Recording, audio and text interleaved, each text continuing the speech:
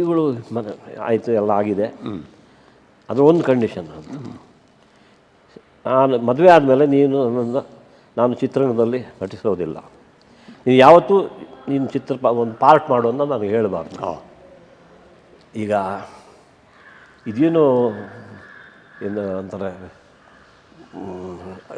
Icing on the cake ಅಂತ ಇಂಗ್ಲೀಷಲ್ಲಿ ಅಂತಾರೆ. ಹಂಗೆ ನನಗೂ ಅದೇ ಬೇಕಿತ್ತು.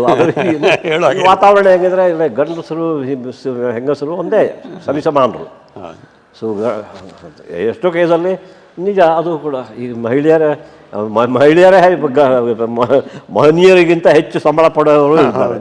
ಅಂಥದ್ರಲ್ಲಿ ಇವಳೇ ಹಿಂಗೆ ಹೇಳುವಾಗ ಅಂತ ನನಗೆ ಬೇರೆ ನನ್ನ ತಮ್ಮನೇ ಹೇಳಿದ್ದ, ನೀನು ಮದುವೆ ಆದ ಅಂಥೇಳಿ ಅವಳನ್ನು ನೀನು ಹಳೆಯ ಪದ್ಧತಿಯವನು, ಏನಾದ್ರು ಅವಳನ್ನೆಲ್ಲ ಕೆಲಸದಿಂದ ನಿಲ್ಲಿಸ್ಬೇಡ, ನೀನು ಮೊದಲು ನನ್ನ ತಮ್ಮನಿಗೆ ಹೇಳು, ಅಥವಾ ನಾನು ಹೇಳ್ತೀನಿ, ನೀನೇ ಹೇಳು ಅವನಿಗೆ. ನಾನು ಅವನಿಗೆ ಹೇಳಿದೆ ಹಿಂಗೆ ಅಂತ ಹೇಳಿ. ಅವಳು ನನಗೆ ಗೊತ್ತಿಲ್ಲಪ್ಪ, ನೀವು ನಿರ್ಧಾರ ಮಾಡಿ, ನಾನು ಅವಳಿಗೆ ಅಷ್ಟು ಹೇಳಿದ್ದೀನಿ, ಎಲ್ಲ ಮದುವೆ ಆದ್ರೂ ಯಾಕೆ ಕೆಲಸ ನಿಲ್ಲಿಸಬೇಕು, ನೀನು ಹೇಳಿ ಮಾಡಬೇಕು ಅಂತ ನೀನು ಹೇಳು. ಅರೆ ಅವಳು ಕಂಡೀಷನ್ ಹಾಕ್ತಿದ್ದಾರೆ ಅಂತ.